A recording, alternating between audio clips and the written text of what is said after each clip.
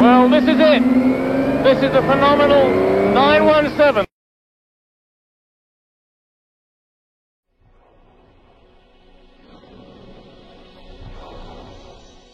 La saison 1971 commença par un coup de théâtre dont Enzo Ferrari avait le secret. Le Commendatore tira les conséquences de sa défaite de la saison 1970. La 512M ne serait pas alignée par la Scuderia pendant la saison 71, elle serait juste confiée et alignée par des écuries privées. Pourquoi un tel revirement de la part de Ferrari, alors qu'avec la version M, elle tenait enfin l'arme face à la 917, capable de la battre, avec un avantage de performance, pouvant ainsi compenser son organisation stand traditionnellement plus faible. D'une part parce que Porsche sut habilement faire croire qu'elle allait encore monter en puissance en passant du 12 au 16 cylindres pour sa 917. Cette course à l'armement annulait d'entrée l'avantage de la 512M. En vérité, ce 16 cylindres a bien existé, mais il était juste une expérimentation en vue de l'engagement de Porsche en Can-Am à partir de 1972. D'autre part, Ferrari avait bien compris qu'il fallait une bonne année de rodage pour qu'un nouveau proto soit pleinement opérationnel, comme Porsche l'a pris à ses dépens avec la 908 en 68 et avec la 917 en 69. La Ferrari 512 aborda la saison 70 quasiment sans préparation préalable et on vit le résultat. La voiture changea de configuration aérodynamique tout au long de l'année avant de trouver la bonne formule avec la version M. C'est pourquoi Ferrari préféra consacrer la saison 71 à peaufiner sa nouvelle 312 PB, un choix qui s'avéra judicieux puisque cette voiture domina la saison 1972. De son côté, Porsche continuait sa politique de rivalité interne puisque l'écurie Salzbourg, qui appartenait à Louis Peach, fut remplacée par l'écurie Martini avec cette fois un statut avoué de semi-officiel.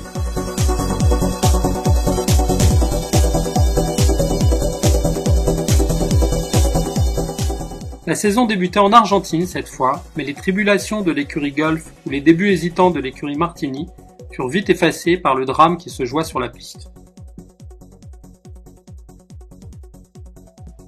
Beltoise sur Matra se retrouva en panne d'essence et, alors qu'il poussait sa voiture, fut percuté par Guinty qui arrivait à pleine vitesse.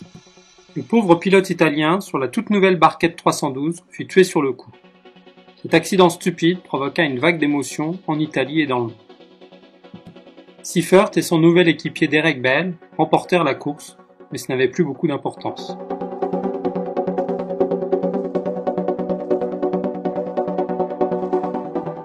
Le championnat du monde poursuivait sa ronde avec le rendez-vous traditionnel des 24 heures de Daytona. Cette fois, les Porsche avaient un rival sérieux, avec la Ferrari 512M confiée à l'écurie Penske et impeccablement préparée.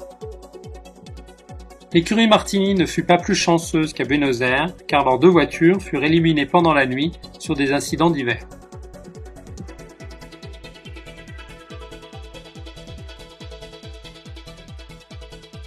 Pendant la première partie de la course, la Ferrari 512 de l'écurie Penske se révéla être une vraie rivale. Mais l'efficacité au stand de l'écurie Wire fit, une fois de plus, la différence. Suite à de nombreux incidents et à l'état de la piste, les fragiles protos finirent quasiment en lambeaux. La Porsche qui était en tête connut un problème de boîte et on crut un moment qu'une antique Ferrari 512S allait s'imposer. Mais les mécaniciens de l'écurie Wire firent un exploit en remplaçant la boîte à chaud et ce sont eux qui ont été les véritables héros de cette course et de cette victoire.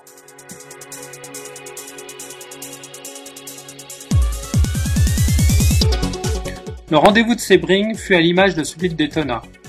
Beaucoup d'incidents, beaucoup d'accrochages, beaucoup d'abandons. Comme à Daytona, on retrouvait l'impeccable Ferrari 512M de l'écurie Penske, ainsi que l'organisation rigoureuse de l'écurie Wire.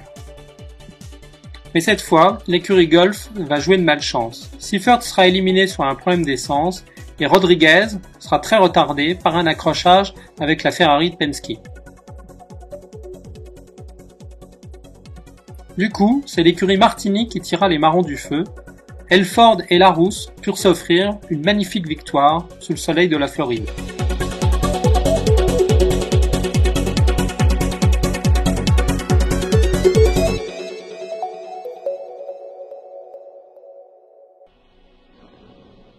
À Bonzatch, les choses tournèrent carrément mal. Pas de pluie cette fois, mais une foule de petits incidents qui réduirent à néant les chances des grosses Porsche.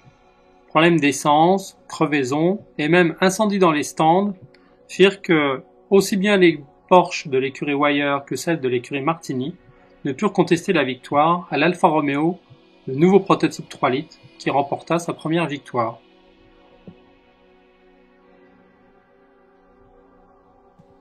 La Ferrari 312 PB était rapide aussi, mais pas encore assez fiable.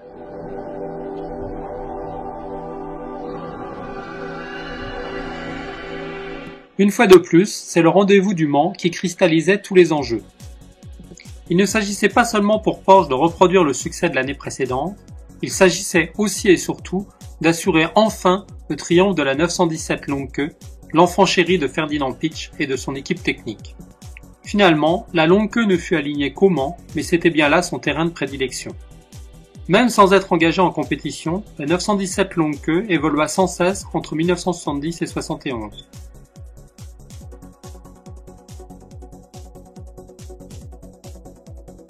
Avec Jackie Oliver au volant, la voiture établit un record de vitesse hallucinant dans la ligne droite des Hunotières. 396 km/h. Et le tout avec un comportement exemplaire.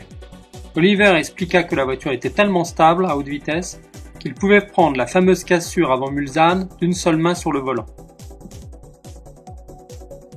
Mais l'aboutissement de la version longue n'était pas la seule nouveauté de ces essais d'avril.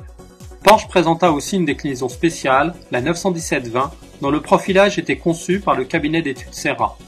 Cette 917-20 fut vite surnommée le Conchon Rose à cause de sa décoration explicite, et était surtout destinée à combiner la vélocité de la longue queue avec la maniabilité du coupé court. Elle était aussi l'illustration que le programme 917 était pour Ferdinand Piëch un laboratoire permanent où les essais les plus extrêmes étaient entrepris sans retenue. Sans doute très impressionné par cette performance historique, même John Wyer céda au chant des sirènes et engagea des 917 longue queue pour les 24 heures du Mans 1971.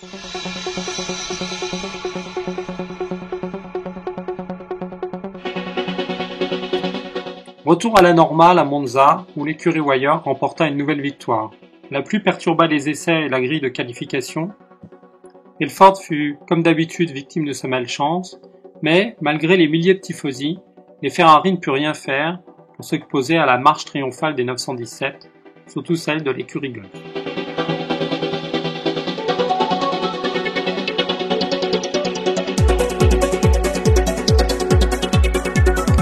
Même routine à Spa, où les pilotes Gulf signèrent un nouveau doublé, bouclé à toute allure, sans aucune retenue, et où Rodriguez-Oliver triomphèrent de justesse devant Seifert Bell, ce dernier ayant respecté les ordres donnés par l'écurie. Une fois de plus, les Porsche Martini furent largement un ton en dessous. Leur châssis vieillissait mal, un problème que l'écurie Gulf n'avait pas, disposant de plus de moyens.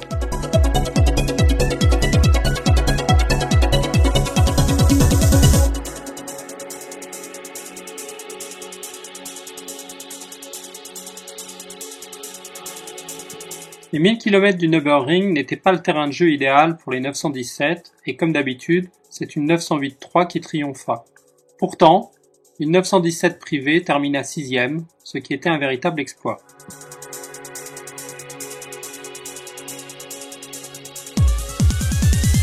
Comme en 1970, les 24 heures du Mans se terminèrent sur un doublé Porsche, mais encore une fois, pas de la manière escomptée. C'était une version courte qui l'emportait, car aucune des trois longues queues n'était à l'arrivée.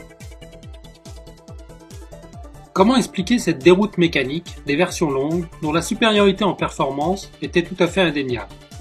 On peut noter que des problèmes de refroidissement étaient en cause à chaque fois.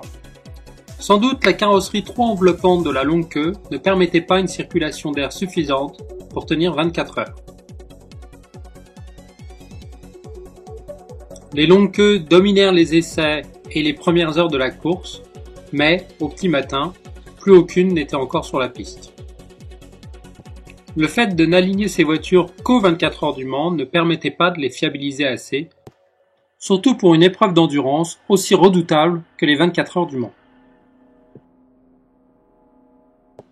La 917-20 n'eut pas tellement plus de chance, puisqu'elle fut éliminée au bout de quelques heures sur une défaillance de ses freins. elle aussi, souffrit de n'être présente que pour cette course.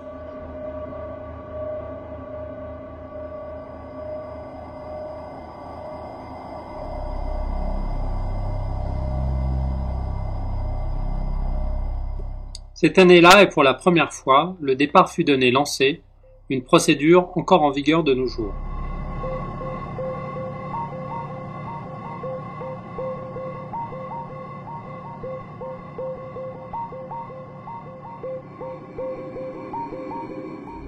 Finalement, après que les 917 longues queues soient éliminées les unes après les autres, la course se résuma à un affrontement entre les 917 coupées courtes, la troisième voiture de l'écurie Wire et celle de l'écurie Martini. Normalement, la 917 courte de l'écurie Wire, pilotée par Richard Attwood, qui avait déjà gagné au Mans en 1970, aurait dû l'emporter facilement. Malheureusement, cette voiture fut retardée par un problème de boîte de vitesse, le même problème que celui qui avait affecté la voiture des leaders lors des 24 heures de Daytona de cette année. Du coup, c'est la 917 Martini, pilotée par Helmut Marko et Gilles Van Lennep, qui profita de l'aubaine.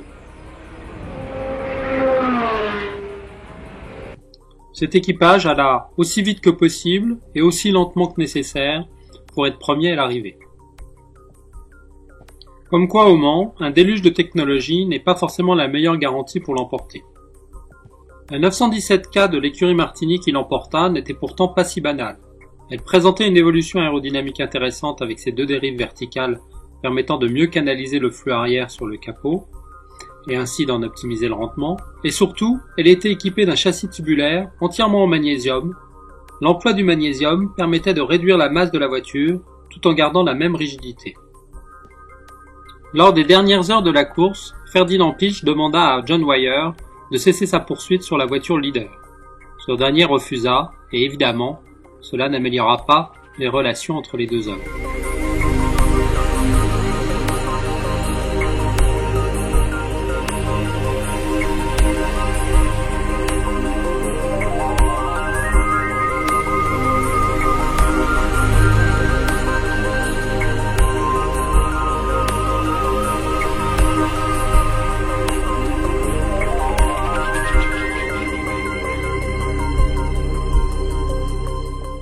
Le championnat du monde reprit sa marche en Autriche, à Zeldweg, où se déroulait la manche suivante.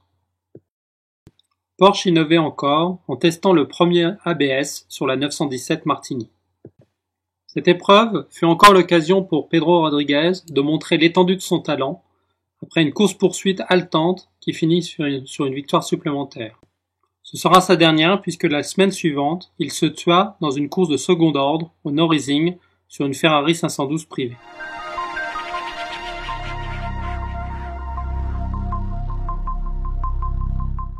La saison se termina aux USA où, comme l'année précédente, deux mondes purent cohabiter, les prototypes du championnat du monde et les gros monstres de la Can-Am, où Porsche faisait ses premiers pas avec Seifert.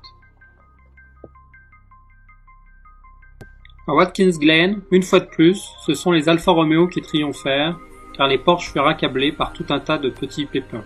Mais surtout, le cœur n'y était plus, car la mort de Pedro Rodriguez avait affecté toute l'équipe. Il était dit que cette fin de saison serait pénible, et comme si ça ne suffisait pas, c'est au tour de Joe Seifert de se tuer au volant de sa BRM de Formule 1 quelques semaines plus tard.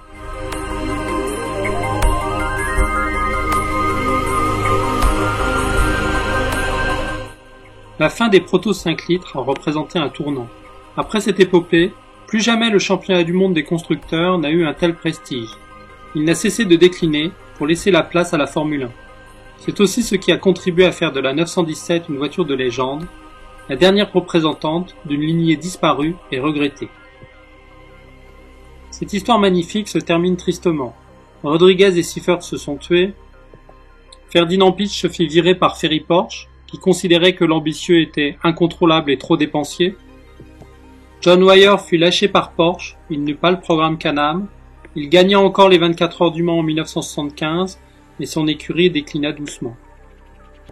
La 917 connut un prolongement grâce au programme Can-Am en 72 et 73, mais on peut aussi considérer que son héritage technique était bien vivant, à travers les victoires de la 936 aux 24 heures du Mans.